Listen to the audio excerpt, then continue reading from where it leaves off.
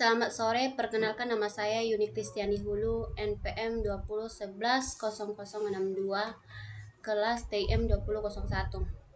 Di sini saya akan mempresentasikan tentang penjadwalan. Oke, langsung aja.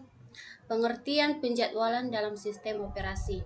Penjadwalan merupakan kumpulan kebijaksanaan dan mekanisme di sistem operasi yang berkaitan dengan urutan kerja yang dilakukan sistem komputer.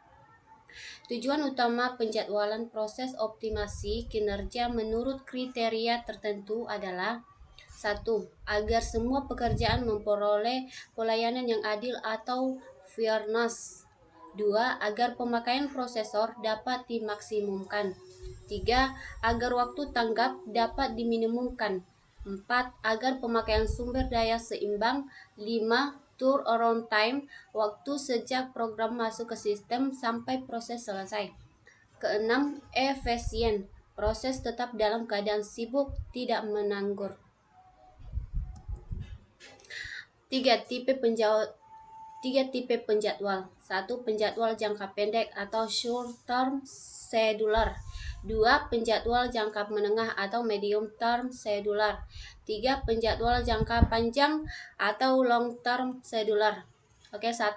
Penjadwal jangka pendek atau short term scheduler bertugas menjadwalkan alokasi pemroses di antara proses-proses ready di memori utama. Penjadwalan dijalankan setiap terjadi pengalihan proses untuk memilih proses berikutnya yang harus dijalankan. Kedua, penjadwal jangka menengah atau medium term scheduler. Setelah eksekusi selama suatu waktu, proses mungkin menunda sebuah eksekusi karena membuat permintaan layanan, masukan atau keluaran, atau memanggil suatu sistem call.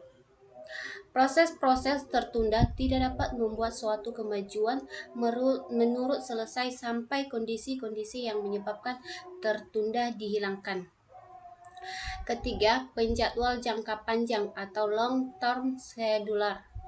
Penjadwal ini bekerja terhadap antrian batch dan memilih batch berikutnya yang harus dieksekusi.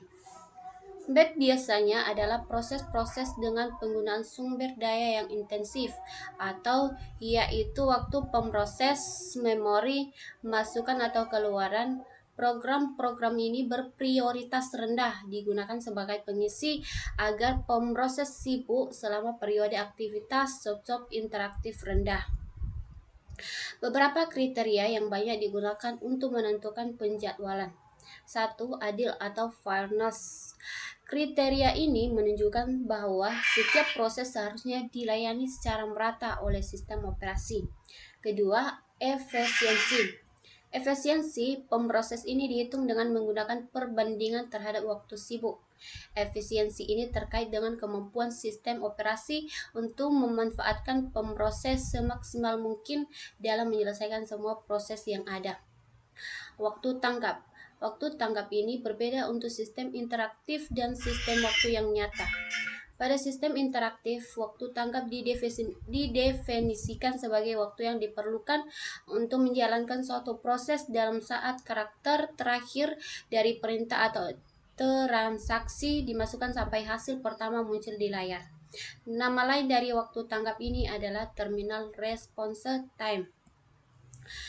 Throughput. Dalam kaitannya dengan penjadwalan, throughput ini adalah nilai yang menunjukkan sebuah proses yang dapat dijalankan oleh sistem operasi pada selang waktu tertentu.